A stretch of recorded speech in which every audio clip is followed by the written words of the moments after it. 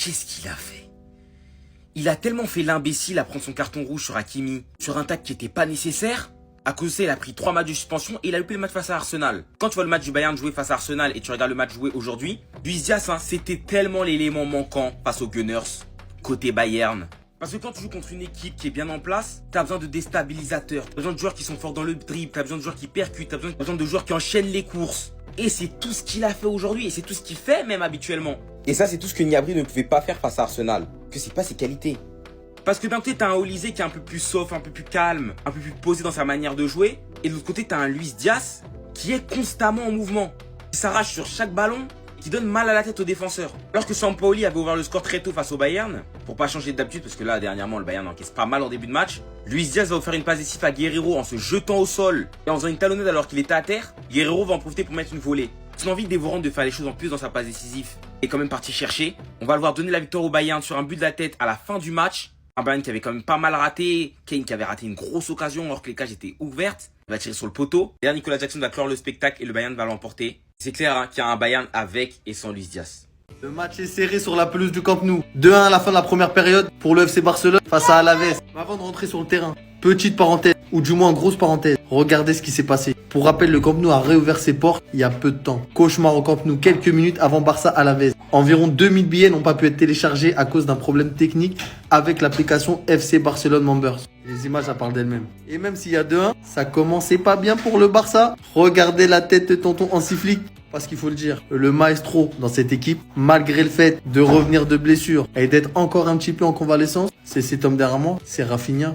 Regardez-moi d'où part ce but, comment ils ont laissé Dani Olmo seul de cette façon-là dans la surface de réparation d'Alavés. Comment vous vouliez que ça fasse autre chose qu'un but? Idem sur le but de Lamine Yamal. Si c'était une frappe incroyable, un coup franc, un penalty. Non les gars, il était placé au bon endroit. Une seconde fois, laissé seul par les défenseurs, qui l'ont payé cash d'ailleurs. En tout cas, le Barça est temporairement premier du classement de Liga. Et oui les gars, en tant que Madrilène, j'ai l'impression qu'on retombe dans nos travers de la saison passée. Bon, victoire 3-1 du Bayern face à Saint-Pauli, mais la vérité, le match il était dégueulasse. Il y a tout qui va jouer autant additionnel à la fin sur un but de Luis Diaz et Nicolas Jackson. Mais la prestation, les gars, surtout la seconde mi-temps, je sais pas comment je me suis pas endormi. Déjà, il faut savoir que Compagnie, il a beaucoup fait tourner, il a titularisé Guerreiro, il a titularisé aussi Kim Min-jae, Lennart Kang qui était aussi là. Mais bref, il n'y avait pas Olysée, il n'y avait pas Upamecano. Le match qui va commencer, ouverture du score de Saint-Pauli, cafouillage entre Kimmich et Leimer, j'ai pas compris ce qui s'est passé. Kim Min-jae qui va se manger une tempête et derrière ça va faire un 0.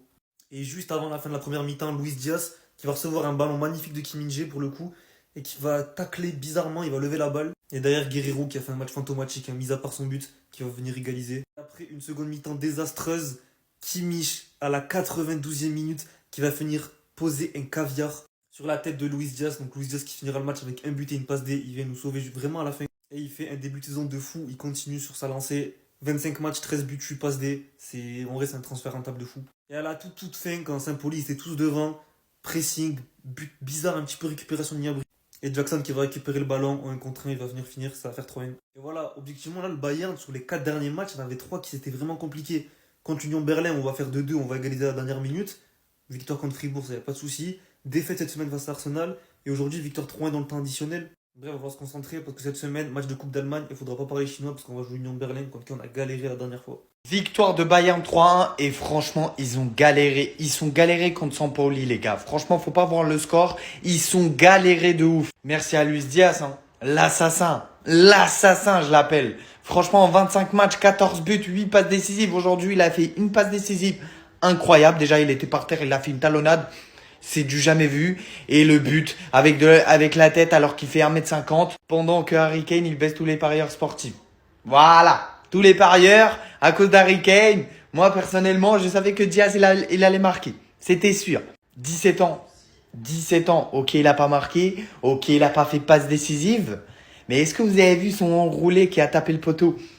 Non, franchement, Karl, il est très très fort. Mais bon, il a à apprendre encore. Il a à apprendre. Et on l'a vu quand il s'est fait remplacer, quand Olysée il est rentré. On l'a vu que Olysée, il est très très important pour Bayern Munich.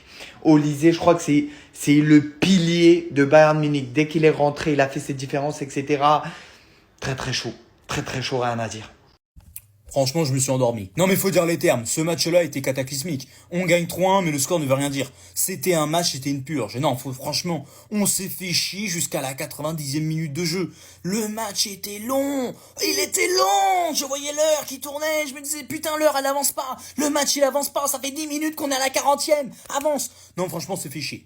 Voilà, vous avez rien loupé, 3-1, mais on s'est fait chier. Mention spéciale Luis Diaz qui nous sauve dans les derniers instants. Également Michael Jackson. Bon, je l'ai beaucoup vanné au début, mais c'est vrai qu'en tant que super sub, bah c'est plutôt pas mal. Également une autre mention spéciale, l'un des seuls joueurs dont réellement il a plutôt été performant, c'est Tom Bischoff. Ouais, parce qu'il n'y en a pas beaucoup qui ont été bons dans ce match. Et dernier point, concernant cet individu, Jonathan Tah, bon c'est vrai qu'au début de saison j'étais très mitigé, comme beaucoup d'entre vous je pense, mais pour le coup il s'est bien intégré, il s'est bien imposé, et c'est vrai que défensivement c'est pas mal. Alors attention, il est loin d'être rassurant, c'est toujours un tractopelle en défense, mais franchement je trouve qu'il fait un bon début de saison au Bayern. Donc globalement, ça a été un match dodo en fait. On est devenu le Barça pour être dépendant d'un mineur parce que Lennart Karl, ça fait 3 fois qu'il est titulaire et 3 fois que c'est le meilleur joueur sur le terrain. Mais aujourd'hui, c'est encore pire parce qu'en première mi-temps, à part Bischoff qui a tenté et Kimmich qui a tenté aussi, c'était le seul à vouloir jouer au football. Le seul et c'était le meilleur et de loin, il a tenté des choses, il a provoqué, tous les dangers venaient de lui. Il a d'ailleurs touché le poteau, mais franchement, merci à lui, parce que le reste, vous méritez rien. Parce qu'on va se le dire honnêtement, aujourd'hui il y a la victoire, mais le match, il était à chier. D'ailleurs, c'était les adieux de Coman à l'Allianz Arena, je pense qu'il aurait préféré ne pas venir. Parce que le contenu du match, surtout en première mi-temps, le contenu était horrible. On n'a rien proposé, on a joué un jeu scolaire. Il n'y avait aucun déplacement, aucune intention, aucune créativité. On n'a rien proposé. En deuxième mi-temps, c'était mieux, notamment avec la rentrée d'Olysée qui était bonne. J'ai beaucoup aimé son entrée. Mais pour moi, c'est pas suffisant. On doit beaucoup plus. Depuis l'après PSG, on va se le dire, on a du mal. Et il y a beaucoup de joueurs qui ont du mal, à commencer par toi. Harry Kane, je parle de toi comme le meilleur joueur du monde depuis le début de la saison. Mais en fait, le problème avec lui, c'est qu'à chaque saison, et ça c'est depuis sa première saison, il a des périodes où il est moins bon. Quand il est bon, il est vraiment exceptionnel. Mais là, depuis le PSG, je le reconnais plus. Il a du mal. Aujourd'hui, il rate des occasions. Il doit jamais les rater. Franchement, il y a beaucoup de moins bien. Il va falloir qu'il revoie son placement déjà, son placement offensif. Parce qu'il y a un problème. Pareil pour Pavlovic. Depuis plusieurs matchs, il a moins d'impact dans l'animation offensive. Aujourd'hui, encore une fois, c'est trop maigre. Trop de passes en recré, il fait pas évoluer le jeu. Et comme je l'ai dit, au milieu de terrain, c'est pas les talents qui manquent. T'as Bischoff qui est relégué au poste de latéral gauche et qui remplit parfaitement son rôle. Si tu veux pas qu'il te saute ta place au milieu de terrain, ressaisis-toi, mon pote. Parce que c'est trop peu là. Après, encore une fois, aujourd'hui, on peut remercier la combativité de ce mec. Quand je vous dis qu'il nous a manqué face à Arsenal, j'aime trop sa mentale, j'aime trop sa grinta. Sur le premier but, alors qu'il est littéralement à terre dans la surface de réparation, il va quand même toucher le ballon du pied pour la transmettre à Guerrero derrière, qui va finir magnifiquement. Et dernière action du match, Kimmich, encore une fois, la transmission, on peut le remercier cet homme-là parce que c'est le seul qui était bon aujourd'hui avec Lennart Karl. Et Diaz qui est juste ici, qui va se projeter dans la surface de réparation et qui va mettre le ballon de la tête. Franchement, merci à toi. Et enfin, sur une dernière récupération haute de Gnabry, il y a Jackson qui va mettre son petit but aujourd'hui et c'est mérité. Bonne entrée aujourd'hui et depuis le match face à Leverkusen, il est beaucoup plus en confiance et j'aime énormément son jeu. Franchement, il tente des choses et ça me fait plaisir. Après, on va pas oublier le contenu du match. Le contenu était horrible et va vraiment falloir se ressaisir parce que les phases finales arrivent. Donc oui, on a Moustiala qui arrive. Oui, on a Davis qui arrive. Mais franchement, il y a trop de joueurs qui, j'ai l'impression, se sont reposés sur leur laurier. Victoire 3-1 du Bayern Munich et on est officiellement en crise. Ça fait 4 matchs qu'on prend le premier but, 4 matchs qu'on court après le score. C'est pas possible. Face à l'Union, ça fait 2-2. Face à Fribourg, ça fait 6-2. Face à Arsenal, ça fait 3-1, on perd. Et là, 3-1, on gagne. Face à Saint-Pauli, qui sont les derniers du championnat quand même. Il faut le dire. Mais Luis Diaz, on sent son absence. Franchement, parce que quand il est là, qu'est-ce qui fait du bien, que ce soit dans les démarrages rapides sur l'aile, buteur, passeur, à terre. C'est un chien de la casse et c'est ce qu'on aime. Même s'il nous fait des boulettes. Là, c'est dommage, il a pris 3 matchs. Mais il fait du bien quand il est là. Même pareil pour Karl Lennart qui est dans les intentions, c'est bon. Il met un poteau. On fait un poteau, une barre si je ne me trompe pas. Donc on n'est pas très chanceux non plus. L'arbitrage, j'ai trouvé sévère un peu en notre faveur. Donc c'est compliqué. Mais surtout dans l'intention de jeu, je trouve ça très très mauvais. Je trouve ça trop lent, trop calme. Il y a beaucoup d'erreurs individuelles, que ce soit à la passe, à la relance, etc. qui nous font perdre du temps, qui nous font éviter les relances rapides. Manuel Neuer qui fait encore une boulette sur le but pour moi. Il y a Leimer, Kimmich et Neuer sur le but qu'on prend qui sont imposteurs entre guillemets. Donc c'est assez compliqué maintenant à voir. On va se relancer en Pokal. La Pokal, c'est un objectif primordial autant que la Ligue des Champions. Et je suis sincère avec ces mots.